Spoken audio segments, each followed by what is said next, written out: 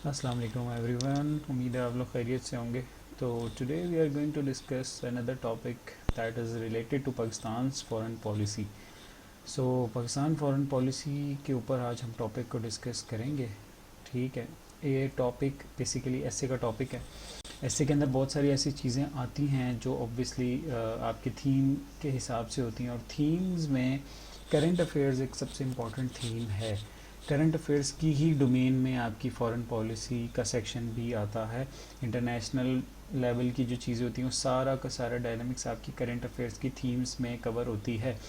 Topic शुरू करने से पहले मैं ये बता दूं कि अगर आप इंटरनेशनल डायनामिक्स, इंटरनेशनल अफेयर्स और करंट अफेयर्स के ऊपर ग्रिप अच्छी रखते हैं तो देर आर चांसेस के you are able to tackle 2 और 3 टॉपिक्स। ऑब्वियसली करंट अफेयर्स से आते हैं 3-4 टॉपिक।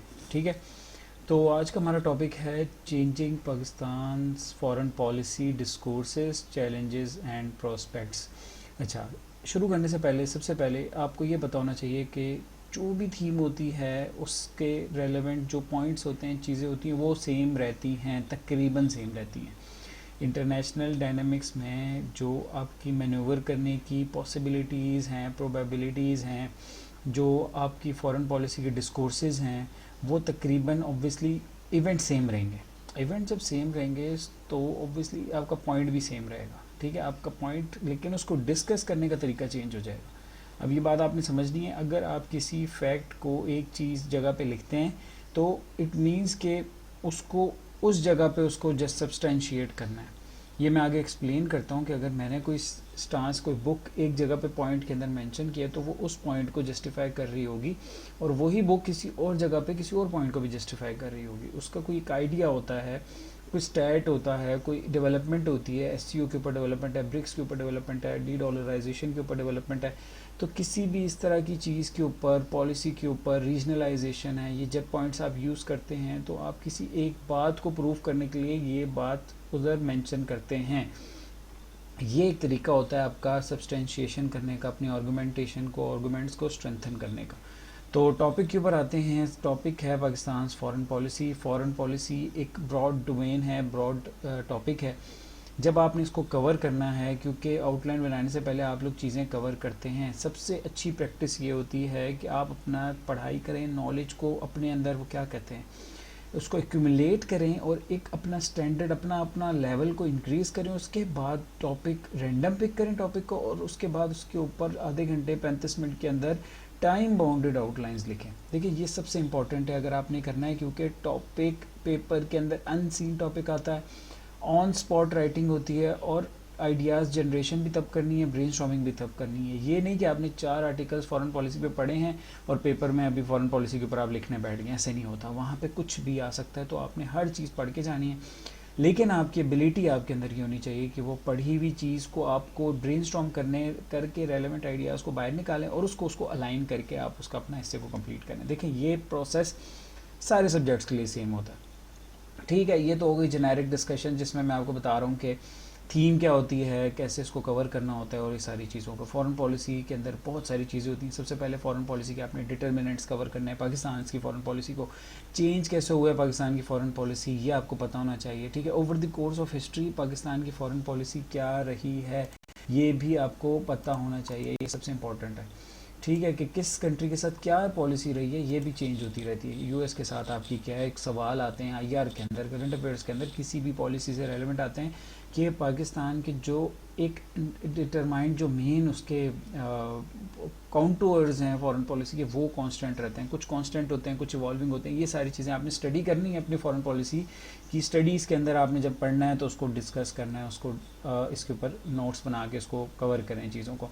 आज हम एक टॉपिक रेलेवेंट जो कि कर लेते हैं। इससे यहाँ से आपको बहुत सारे पॉइंट्स मिल जाएंगे, बहुत सारे आर्ग्यूमेंट्स मिल जाएंगे, तरीका पता चल जाएगा। चलें, लेट्स गो, अपना टॉपिक पे आते हैं। फॉरेन पॉलिसी डिस्कोर्सेस के बारे में बात हो रही है पाकिस्तान के। टॉपिक के अंदर लिखा हुआ है challenges and prospects. There are 2 things on which you have to shed light obviously in your essay, जिसके अंदर पॉइंट्स आने होते हैं, and you have to discuss 30 points in your essay. तो इसमें कोई रॉकेट साइंस नहीं है, कुछ नहीं है। इंट्रोडक्शन बताया, सबसे सिंपल इज़ दैट। इंट्रोडक्शन से आप शुरू करेंगे। पहले तो वो जो प्रोसीजर है, प्रोसेस है ऐसे को लिखने का, वो सारा आपने फॉलो करना है। उसके लिए आप सेपरेट वीडियोस में डिस्कस देख सकते हैं और वो उधर वहाँ से सीख सकते हैं आप। Next point is how are changing. बस उसको नेक पैराग्राफ, उसको कॉन्टेक्स्ट देना है चीज़ें को कि पाकिस्तान की फॉरेन पॉलिसी चेंज हो रही है। वो उसने खुद कहा है कि फॉरेन उसके क्या चैलेंज प्रोस्पेक्ट्स हैं। हमने थोड़ा सा जिक्र करना है कि पाकिस्तान की फॉरेन पॉलिसी के डिस्कोर्सेस चेंज हो रहे हैं, कैसे हो रहे हैं वो आपने इस पैराग्राफ में बताया। इसके लिए सबसे पहले हमने यहाँ पे लिख दिया नेशनल सिक्योरिटी पॉलिसी। जिनको नहीं पता वो जाके नेशनल सिक्योरिटी पॉलिसी को लाजमी पढ़ लें। ने 2022 में लॉन्च की थी, 2026 तक की थी, अब ये चेंज हो रही है। इसमें जो मेन फोकस था that was on Jio economics. Pakistan एक इंटरनेशनल डायनेमिक्स में अच्छा गेम खेल रहा है, अच्छा प्ले कर रहा है। देखें फॉरेन पॉलिसी यही है, इंटरनेशनल डायनेमिक्स के अंदर अपनी अपने क्या कहते हैं, जो आपके नेशनल ऑब्जेक्टिव्स होते हैं, नेशनल इंटरेस्ट होते हैं, उनको परसू करने का नाम फॉरेन पॉलिसी होता है। And the tool you use for that is diplomacy. ये सारा कुछ आईआर के अंदर चीज़ें कवर करते हैं। करंट अफेयर्स में भी आपको ये चीज़ें पता होनी चाहिए, ठीक है। तो it is clear from our national security policy that Pakistan has shifted its foreign policy from geo politics to geo economics, ठीक है। जियो पॉलिटिक्स का आपको आइडिया होना चाहिए सर कि over the course of history Pakistan was entangled in geo political warfare कह लें, या जियो पोलिटिकल गेम्स कह लें, जियो पोलिटिकल चेस बोर्ड कह लें, कुछ भी कह लें। चाइना यूएस का अब तो रिसेंट है, वो आगे हम डिस्कस करेंगे। पहले यूएसएसआर का था, यूएस वाला सी। इसके अलावा जियो पॉलिटिक्स में ही घिरा हुआ रहा है पाकिस्तान ओवरऑल। तो अब पाकिस्तान की पॉलिसी है, पाकिस्तान साफ डिक्लेयर करता है कि we will not be part of any bloc और वी विल परसू और इंडिपेंडेंट फॉरेन पॉलिसी, ठीक है। एक बहुत इंपॉर्टेंट चीज़ है जो आपने उसमें हाईलाइट करनी है टॉपिक के अंदर कि पाकिस्तान की फॉरेन पॉलिसी पहले डिफरेंट थी। Now Pakistan is focusing on it's economy because of its tree railing condition of the economy, ठीक है। इकोनॉमी इज़ डेवस्टेटिंग, तो पाकिस्तान को समझ आ गई है जियो इकोनॉमिक्स होगा, इकोनॉमिक स्ट्रॉन्ग होगी तो जियो पॉलिटिक्स की तरफ जाएंगे। ये आप बुक्स वो पढ़ेंगे, war by other means, M Harris और ब्लैकवेल डी ब्लैकवेल की, उसमें ये फोकस करता है कि geo economics is directly link to geo politics. ये अलग एक पूरी डिबेट होती है, जियो पॉलिटिक्स जियो इकोनॉमिक्स के ऊपर टॉपिक्स आते हैं, उसको डिस्कस करना होता है। तो यहाँ पे पाकिस्तान को रियलाइज़ हुआ है कि economic diplomacy is the best policy जो हमने परसू करनी है। एक पॉलिसी अपनी डिप्लोमेसी को करना है, लेकिन इकोनॉमिक डिप्लोमेसी को करना है। इसके ऊपर अलग डिबेट करेंगे, सिर्फ आपने एक पैराग्राफ इसके ऊपर डिस्कस करना है। नाउ मूविंग नेक्स्ट, जिसमें आप आ जाते हैं चैलेंजेस के ऊपर। आपने कोई लंबी इधर उधर की बात नहीं करनी, you just have to stick to the topic. And topic क्या है वो आपने देख लिया कि चेंजिंग फॉरेन पॉलिसी है कि पाकिस्तान की, और उसके चैलेंज और सबसे पहले विदाउट वेलकम टूवर्ड्स चैलेंजेस, जो सीधी सीधी करेंगे challenges Pakistan foreign policy discourse. Simple बताया है कि फॉरेन पॉलिसी डिस्कोर्सेज जो चेंज हो रहे हैं इसके ऊपर उसके क्या चैलेंजेस आएंगे पाकिस्तान को। चैलेंजेस सिंपल आपने बताने हैं। देखिए इसको आप सिंपल करके भी लिख सकते हैं, लेकिन इसको आप अपनी नॉलेज बेस के साथ उसको एक क्या कह सकते हैं, उसको एडवांस वर्जन में भी लेके जा सकते हैं कि आपको पता हो कि भाई किस चीज़ें इंटरनेशनल डेवलपमेंट से इवॉल्व कर रही हैं, पाकिस्तान को किस तरीके से डिफ़िकल्टी फेस कर रहा है पाकिस्तान इंटरनेशनल एरिना के अंदर, ठीक है। तो सबसे पहला आ जाता है बैलेंसिंग। पहला पॉइंट जो आपने इसमें डिस्कस करना है, पहला paragraph, balance political chess game of. देखें जियो पॉलिटिक्स के अंदर, नेशनल स्टडीज़ के अंदर आप टर्मिनोलॉजीज़ देखते हैं, टर्मिनोलॉजीज़ यूज़ होती हैं, आपने वही कॉपी करनी है, उसको सीखना है, उसको अपने मतलब उसको अंडरस्टैंड करके यूज़ करना है। देखिए हॉक यूज़ करते हैं यूएस के लिए और ड्रैगन यूज़ करते हैं चाइना के लिए, ठीक है। तो ये ड्रैगन और हॉक के ऊपर बहुत सारे आर्टिकल्स भी आप पढ़ सकते हैं, पढ़ेंगे आपको आइडिया हो जाएगा चीज़ के बारे में। तो आप वही चीज़ यूज़ करेंगे। एग्जामिनर को आइडिया होता है, एग्जामिनर का आइडिया होता है, जो थ्योरिस्ट हैं, जो आपके थिंकर्स हैं, उन्होंने ये चीज़ें पढ़ी होती हैं, लेकिन फिर भी आप क्लैरिटी के लिए आप यूएस साथ चाइना लिख दें। नहीं तो you can write as well कि balancing relations in the geopolitical in the chess game of hawk and dragon भी कर सकते हैं। तो इट इज़ एज सिंपल कि आपने इसके अंदर आप पता है कि क्या लिखना है। बैलेंसिंग पाकिस्तान एक सबसे, मैं अभी आपको एक्सप्लेन कर दूं, सबसे मुश्किल चैलेंज या सबसे जो रेलेवेंट चैलेंज पाकिस्तान की फॉरेन पॉलिसी का है वो ये है कि to balance its relations with US and China simultaneously. देखें, इसके ऊपर पूरा मैं कहता हूँ ऐसे अलग से आ सकता है पॉलिसी कैसे मैनेज करनी है, कैसे रिलेशंस को बैलेंस करना है। It is very important because ये Pakistan, China and US are entangled in geostrategic war. Obviously आप सबको पता है कि जो वॉर चल रही है, ग्लोबल जियो पोलिटिकल वॉरफेयर चल रही है, जो मैंने यहाँ मेंशन किया है, चाइना यूएस की ट्रेड वॉर है, स्पेस वॉर है, टेक वॉर है, चिप वॉर है, हर तरह की तो वॉर चल रही है उनके दरमियान, और दोनों एक दूसरे को कंटेन करने की कोशिश कर रहे हैं।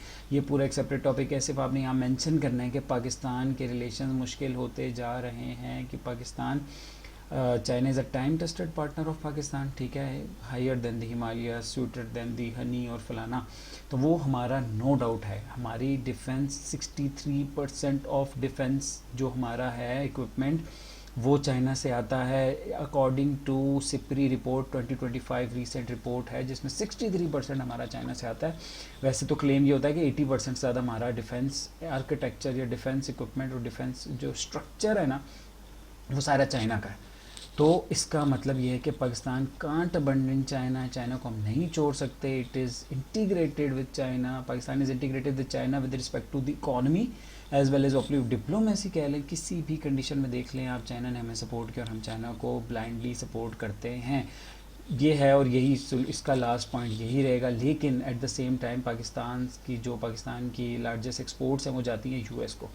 तो इट मीन्स कि पाकिस्तान को यहाँ पर एक क्रिटिकल बैलेंस मेंटेन रखना पड़ेगा इस पूरे चेस गेम के अंदर जो इन दोनों की वॉर चल रही है। ये बहुत क्रिटिकल कंडीशन है, लेकिन आपने इसको एक्सप्लेन करना है अपने तरीके से। इसमें मैंने तो रिपोर्ट किया है, लेकिन you can do it in on your own way, obviously कोई मसला नहीं होता इसमें। नेक्स्ट पॉइंट की तरफ मूव करते हैं। ये सारे टॉप पॉइंट्स बहुत रेलेवेंट है और बहुत इंपॉर्टेंट है। Next is with the series of, there is no doubt in that। एक रिसेंट आर्टिकल आप देखेंगे, मैं पहले वो एक्सप्लेन कर दूं। फॉरेन अफेयर्स का आर्टिकल है decade of uncertainty, this decade 20 वाली, ये जो 2020 से लेके 2030 तक है, ये पूरा डिकेड ऑफ अनसर्टेनिटी है। इसमें वॉर शुरू हुई हैं, इसमें क्राइसिस आए हैं, इसमें ग्लोबल ऑर्डर फ्रैक्चर हो गया, ये सारी डिटेल्स इसके अंदर इसने मेंशन की है। वॉर देख लें, पहले स्टाइल वॉर देख लें, कौन सा ऐसा मसला है जो नहीं हुआ। पाकिस्तान इंडिया की वॉर हो गई। There are multiple wars happening right now on overall globe, और जिस तरीके से अनसर्टेन पॉलिसी ऑफ यूएस क्या कह सकते हैं अपनी फ्लो में चल रही है, उसकी वजह से ग्लोबल ऑर्डर फ्रैक्चर्ड हो गया है। Middle states are asserting their powers, they are trying to extract maximum benefit, जो जहाँ पर इकोनॉमिक बेनिफिट जिसको मिल रहा है, जो मिलिट्री बेनिफिट मिल रहा है, जो टेरिटोरियल गेन कर सकता है, यहाँ पे बिल्कुल केओस वाली सिचुएशन चल रही है ओवरऑल दुनिया के अंदर। इस टाइम से पहले इस तरह का सिचुएशन नहीं थी। अब इस सारी सिचुएशन के अंदर पाकिस्तान की फ़ॉरेन पॉलिसी के लिए चैलेंज ये है कि पाकिस्तान की फ़ॉरेन पॉलिसी को इस वर्ल्ड ऑर्डर के अंदर मीडिएट करना है, इसके अंदर रेलेवेंट रहना है, इसके अंदर अपने टाइज को स्ट्रेंथन करना है। यही तो फ़ॉरेन पॉलिसी के डायनामिक्स के अंदर मुश्किल है। पाकिस्तान ने अपनी फ़ॉरेन पॉलिसी शिफ्ट की है जियो इकोनॉमिक्स की तरफ, ठीक है। अब जियो इकोनॉमिक्स का world is now moving towards regionalisation, globalisation से हट के दूसरी साइड पर मूव कर रही है। एक इनसर्टेनिटी है, वॉर्स हो रही है, वॉर्स में कोई कॉपरेशन नहीं होती। तो इट मीन्स कि पाकिस्तान के लिए सबसे बड़ा चैलेंज ये है कि वॉर एक डिसऑर्डर की तरफ मूव कर रही है, कोई ग्लोबल गवर्नेंस नहीं है यहाँ पे, ठीक है। इस कंट्रीज़ के साथ डेवलप करना मुश्किल है इस ओवरऑल क्राइसिस सिचुएशन के अंदर। इसके ऊपर बहुत सारी चीज़ें हम एक्सप्लेन कर सकते हैं, डिटेल इन डेप्थ बता सकते हैं।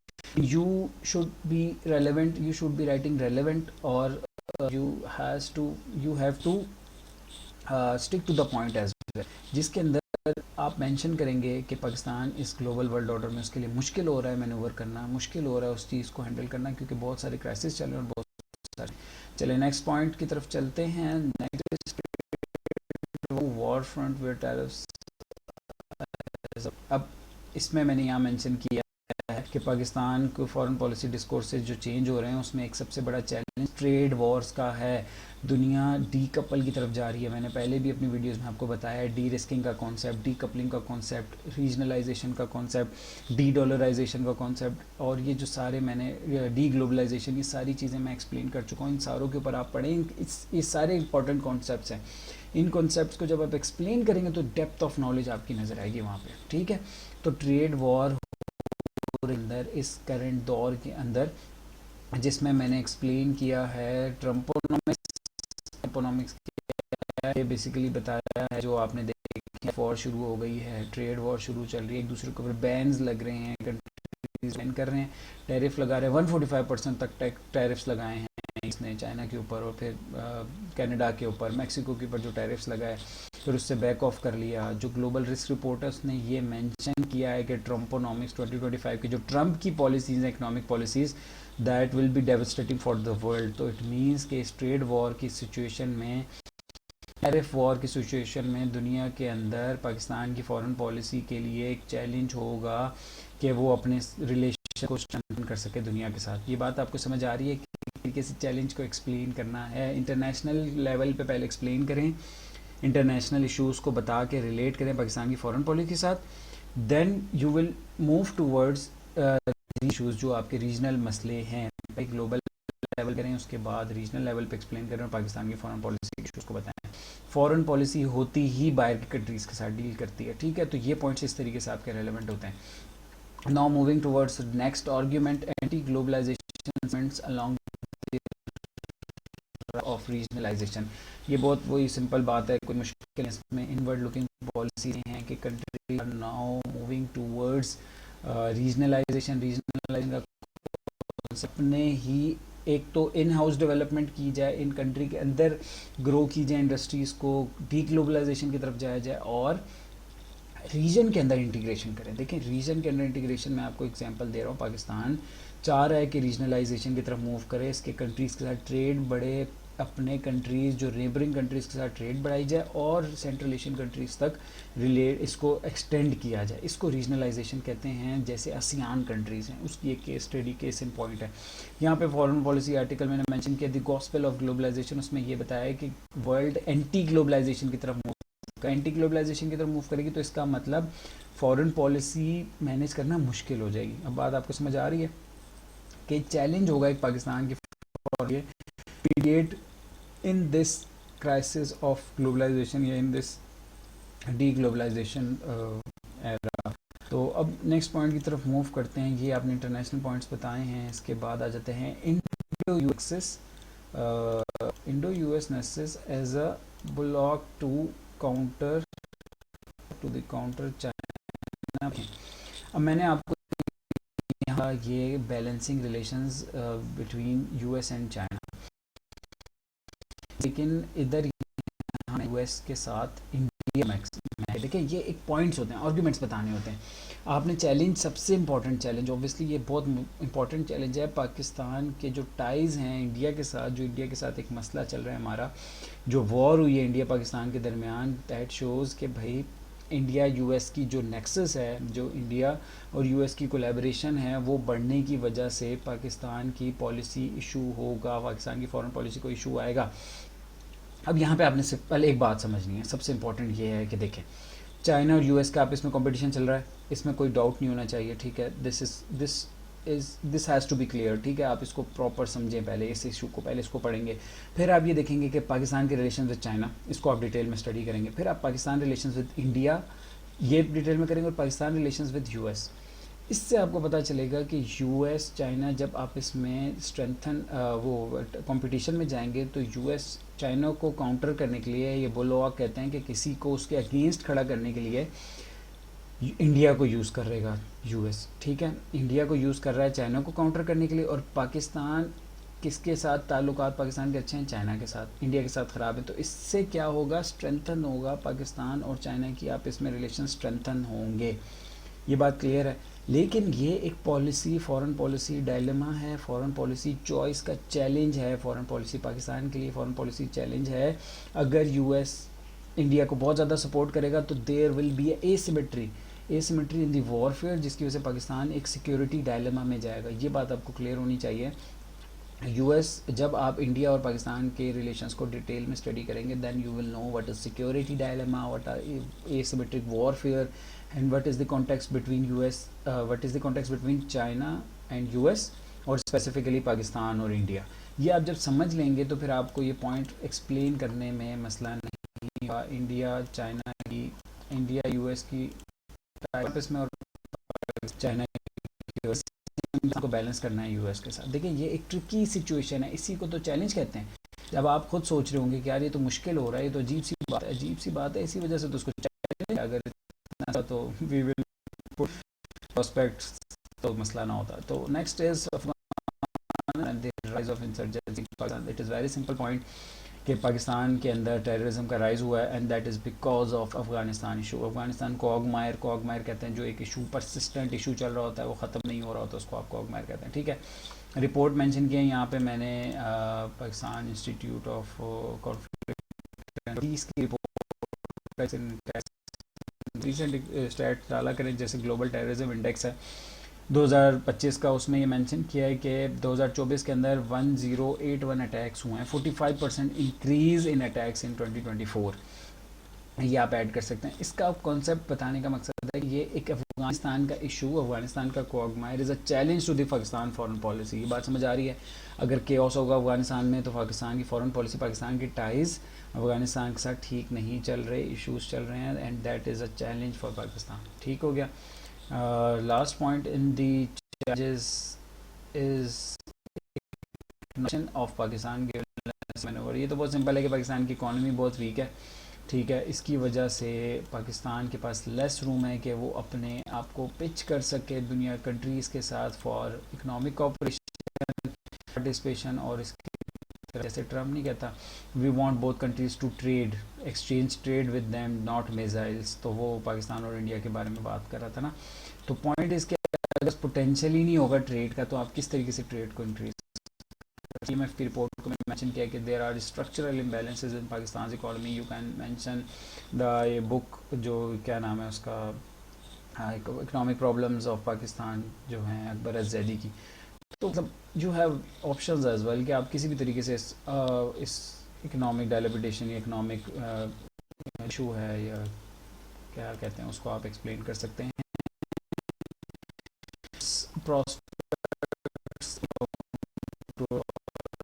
प्रॉस्पेक्ट कि आप फ्यूचर में किस तरीके से इसको देख रहे हैं, या किस तरीके से पाकिस्तान की फॉरेन पॉलिसी के प्रोस्पेक्ट्स हो सकते हैं, पॉजिटिव फ्यूचर, पॉजिटिव आउटपुट्स क्या हो सकते हैं पाकिस्तान की फॉरेन पॉलिसी के, इसमें आपने इनको ये बताना है। सबसे point, rise of the global south and hedging policy. ये तो मैं आपको पहले भी एक्सप्लेन कर चुका हूँ काफ़ी दफ़ा। हेजिंग पॉलिसी को, हेजिंग पॉलिसी पाकिस्तान, अब सीन ये है कि पाकिस्तान के पास एक रूम बन जाएगा जब मिडिल पावर्स मैनूवर कर रही होंगी, मिडिल पावर्स अपने फ़ायदे के लिए रिलेशंस को चेंज कर रही होंगी, रिलेशंस के साथ हर कंट्री के साथ रिलेशन रखी होगी, तो पाकिस्तान के पास भी एक अपॉर्चुनिटी होगी, एक प्रॉस्पेक्ट होगा ये कि Pakistan can manoeuvre in the global arena. ये चीज़ मेंशन की है बुक के अंदर, जो मैंने पहले भी आप लोगों को मेंशन की है। आप इसको 1989 बाय जोनाथन हस्लैग और फली ज़कीरिया का article the rise of the rest, कोई भी चीज़ मेंशन कर सकते हैं, it's up to you as well. तो लेकिन आप इधर एग्जांपल दे सकते हैं, आपकी मर्ज़ी, आप पाकिस्तान की एग्जांपल दें कि how Pakistan is managing it's relation with the global powers, जिसमें आप ये केस दे सकते हैं कि पाकिस्तान के रिलेशन विद चाइना, पाकिस्तान के रिलेशन विद यूएस, जो अब बेटर होते जा रहे हैं आहिस्ता आहिस्ता। आसिम मुनीर चीफ जो फील्ड मार्शल आसिम मुनीर का विज़िट हुआ है यूएस के अंदर। इसके अलावा जो डिप्लोमेटिक हमारे मैनूवर्स हो रहे हैं, जिसमें बिलावल भुट्टो वहाँ पे गया है, और उसके अलावा चाइना के साथ जो हमारे ताल्लुकात हैं, इसमें आपको नज़र आ रहा है कि पाकिस्तान रिलेशंस इंक्रीज़ कर रहा है ग्लोबल साउथ का पार्ट होके। हेजिंग पॉलिसी समझे, मैंने आपको पहले भी बहुत दफ़ा अपनी वीडियोस में एक्सप्लेन किया है। हेजिंग इसको हार्ड हेजिंग कहते हैं। इस बुक के अंदर ये मेंशन किया हुआ है कि मिडिल पावर्स जो हैं, जो कि दरमियानी मिडिल पावर्स कौन सी होती हैं, ये भी IR के अंदर कॉन्सेप्ट्स है। ये एक है बुक ऑली वीवर और उसकी रीजन्स एंड पावर्स, उसके अंदर वो एक्सप्लेन करता है कि middle powers, great powers, middle powers and small powers, शायद इसमें मेंशन किया। हर कोई अपनी अपनी कैटेगराइजेशन करता है। मिडिल पावर्स वो होती हैं कि जो बहुत ज़्यादा अपना इन्फ्लुएंस दुनिया में नहीं दिखा सकती, उनका ग्लोबल लेवल पे इम्पैक्ट नहीं होता, लेकिन they are relevant in the region as well. they are relevant in the region and they are also relevant in the globe but with the cooperation of others। ठीक है, अगर ये middle powers आपस में collaborate करेंगी तो ये relevant रहेंगी।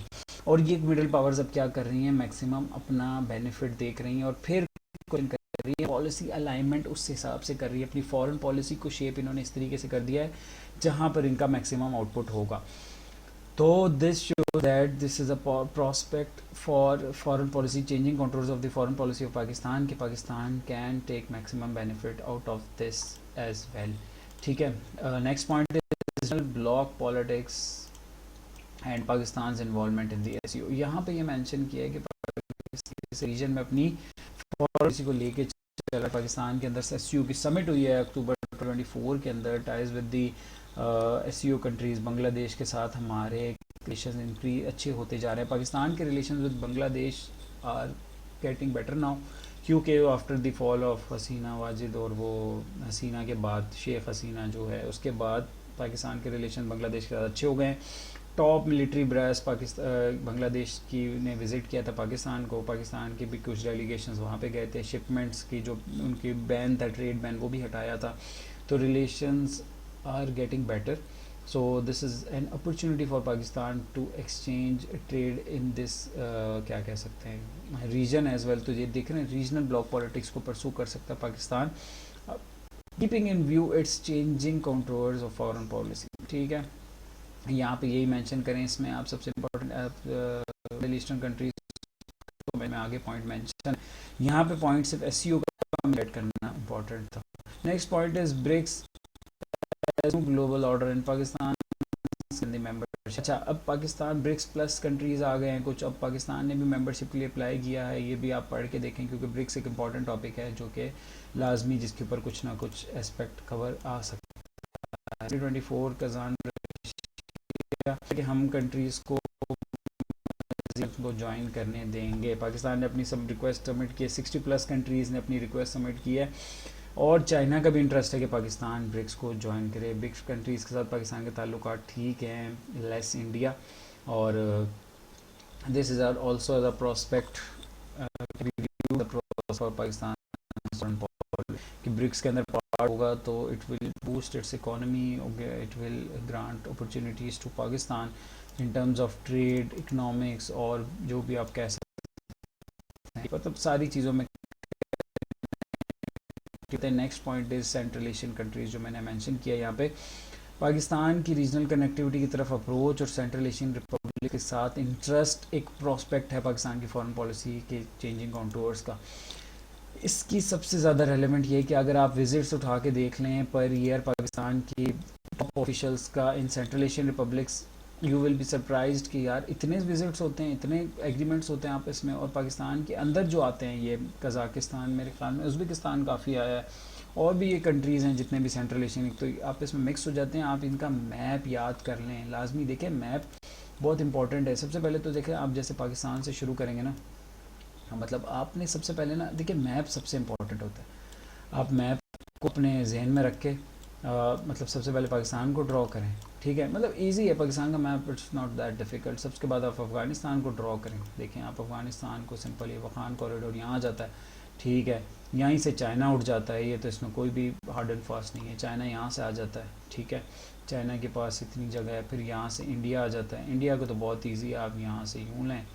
मतलब आपने लाजमी ये मैप सीखना है। ये इंडिया आ जाता है और ये इसकी चिकन नेक और ये बाकी 7 सिस्टर स्टेट्स हो गई इसकी, और यहाँ पे बांग्लादेश आ गया। ठीक है, आपने ये लाजमी सीखना है। इसके अलावा यहाँ पे फिर आपके ये जो दूसरे आ जाते हैं मिडिल ईस्टर्न कंट्रीज़, एक यहाँ है ईरान, यहाँ से आ जाता है, ये आपका ईरान हो गया। तो आपको ये स्ट्रेट ऑफ हॉर्मुज़ हो गई। तो आपने लाजमी ये मैप को रट्टा मारना है अपने रीजनल कंट्रीज़ का, तो लाजमी याद रखें। देखें कुछ भी हो जाए, ये आपने मतलब इसके ऊपर ग्रिप अच्छी बनानी है। This is very important. ठीक है, ये तो खैर मैंने आपको सैम्पल के तौर पे बता दिया, आपने ये चीज़ लाजमी सीखनी है। तो यहाँ पे मैंने ये मेंशन किया है कि ये जो कुछ प्रोजेक्ट्स हैं, टापी हो गया, और ये आपने इसको लाजमी इन सारों को देखना है। कासा 100 हो गया, ठीक है, एज अ की initiatives between Pakistan and central Asian countries. किस किस के साथ? हमारे हमारे उज़्बेकिस्तान के साथ बहुत अच्छे ताल्लुकात हैं, आपने वो लाजमी चेक करना है। उज़्बेक्स के साथ हमारे एग्रीमेंट्स, उनका विज़िट, उनके पीएम्स और उनके टॉप ऑफिशियल्स का विज़िट होता है। नेक्स्ट पॉइंट की तरफ चलते हैं, improve Russia and Iran source. अच्छा, ये सबसे एक इम्पॉर्टेंट पॉइंट है कि हमारा रिलेशंस जो है ना रशिया के साथ इम्प्रूव होते जा रहे हैं। This is also an prospect for Pakistan कि आप अगर over the course of history आप अगर रिलेशंस को देखेंगे किस तरीके से इवॉल्व हुए, यू विल फाइंड आउट कि रशिया के साथ पाकिस्तान के रिलेशन इम्प्रूव हुए आफ्टर 2000 के 10 के बाद कह लें या 2002 के बाद कह लें। दुरुस्बा एक ये है मिलिट्री एक्सरसाइज है, वो होती है, चीफ के विज़िट हुए हैं रशिया में, फिर पीएम का विज़िट हुआ। तो ये ओवरऑल हमारी मीटिंग्स अच्छी हो रही हैं, रशिया के साथ रिलेशंस इंक्रीज़ होते जा रहे हैं। यहाँ पे सब्सटेंशिएशन के लिए एक वो है आर्टिकल था जिसमें उन्होंने ट्राइएड का बताया था कि किस तरीके से रशिया ईरान का पार्टनरशिप इम्प्रूव हो रही है। इन्होंने एक एग्रीमेंट भी किया है, एक ट्रेड कॉरिडोर भी, सीक्रेट ट्रेड कॉरिडोर भी बना रहे हैं आपस में ये रशिया ईरान। तो ये आपने लास्ट में इसके बाद आ जाते हैं। Next point is China as a time alliance with Pakistan foreign policy counter. इसमें तो कोई शक नहीं है ना, ये तो क्लियर है आप लोगों का चाइना के क्या है। और लास्ट में को मेंशन करना अपने इसके अंदर। देखिए, China as a time tested friend, तो ऑब्वियस है कि ये एक प्रोस्पेक्ट है। पाकिस्तान का फेज़ 2 हो गया, सी पैक का एक्सटेंशन सेंट्रल एशियन रिपब्लिक्स की हो गई, अफगानिस्तान के साथ इंटीग्रेशन हो गई, डिप्लोमेटिक सपोर्ट मिल रही है। मतलब आप इस पर लिखते जाएँ तो पूरा इससे आप सिर्फ चाइना पे भी लिख सकते हैं। तो एक पॉइंट लिखना तो इसमें प्रोस्पेक्ट है जो आप मेंशन करना है। एंड लास्ट इज़ ब्रॉडली आपके मिडिल ईस्टर्न कंट्रीज का जो आपके ताल्लुक आते हैं वो आपको लोन्स को रोल ओवर भी करते हैं, आपको इन्वेस्टमेंट करते हैं, आपको सपोर्ट करते हैं। तो ऑल्सो पाकिस्तान फॉरेन पॉलिसी में रखना है कि ये क्या फॉरेन पॉलिसी का जो कॉन्टूर है उसके अंदर आता है कि आपने रिलेट करने को उसके साथ। और लास्ट में लिखेंगे जो भी एक तरीके से, ठीक है। तो ये एक टॉपिक था जो हमने कवर किया है, it relates to the Pakistan foreign policy. इसके अंदर उसके चैलेंजेस हैं, उसके प्रोस्पेक्ट्स हैं। देखिए, जो डेवलपमेंट्स करंट अफेयर्स की होती हैं वही आप एज आर्ग्यूमेंट्स यूज़ करते हैं अपने आर्ग्यूमेंट्स को स्ट्रेंथन करने के लिए, ठीक है। तो इसमें मेरे ख्याल में कोई कन्फ्यूजन नहीं होनी चाहिए कि किस तरीके ओवरऑल फॉर किसी भी तरह का टॉपिक आता है आपका मटेरियल सेम ही रहता है। आपने इसके ऊपर तकरीबन चीज़ों को इवॉल्व करना है, आपने इसमें मज़ीद इन्हांस करना है अपनी चीज़ों को, क्योंकि फॉरेन पॉलिसी एक इंपॉर्टेंट टॉपिक है और इसमें कुछ भी आ सकता है, किसी भी तरीके से टॉपिक के डायमेंशन चेंज हो सकती हैं, ठीक है। That's all for today, thank you so much, अल्लाह हाफिज़।